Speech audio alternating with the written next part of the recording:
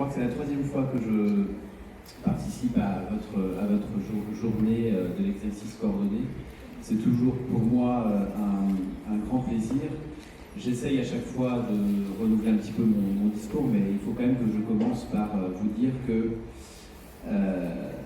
j'aime l'exercice coordonné, que mes équipes aussi, et même si aujourd'hui les équipes ne se sont pas mélangées, nous aimons l'exercice coordonné en commun, en solidarité avec l'assurance maladie, puisque nous nous occupons en commun de l'ensemble des maisons de santé pluriprofessionnelles, bien entendu des CPTS et puis des DAC qui sont aujourd'hui représentés, et c'est vraiment un très grand plaisir pour moi d'être ici.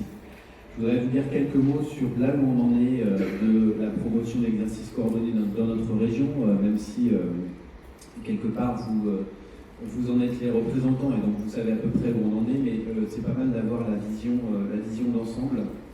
Pour vous dire que nous avons toujours tous la conviction que c'est un mode d'exercice absolument adapté aux défis qui sont devant nous. Bien entendu, le défi de la démographie est médical.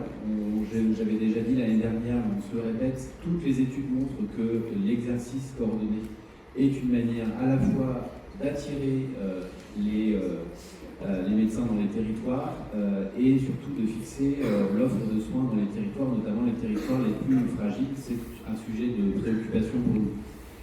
C'est également un exercice qui me semble absolument adapté aux défis du vieillissement et des maladies chroniques. Vous avez déjà fait la preuve que vous savez vous organiser, vous savez vous coordonner autour du patient et de son parcours. Je pense que ça fait partie, je reviendrai tout à l'heure dans la présentation de France Santé, des défis qui nécessitent peut-être des évolutions organisationnelles, de l'innovation, du dynamisme supplémentaire. Et je pense qu'aujourd'hui, vous allez aussi évoquer ces sujets-là. Je voulais vous dire également que nous continuons notre dynamique, puisqu'on est aujourd'hui à 292 maisons de santé dans la région de France. C'est à peu près une quinzaine ou une vingtaine de plus par an.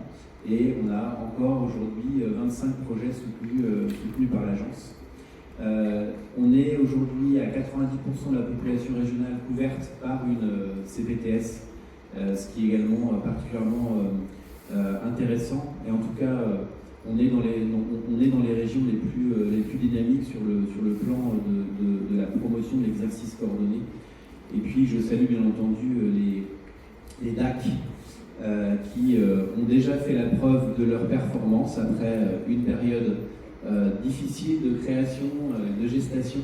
Et aujourd'hui, je pense qu'on est maintenant sur une vitesse de croisière et on est en capacité également de montrer quelle est la plus-value de cette organisation pour le parcours des patients.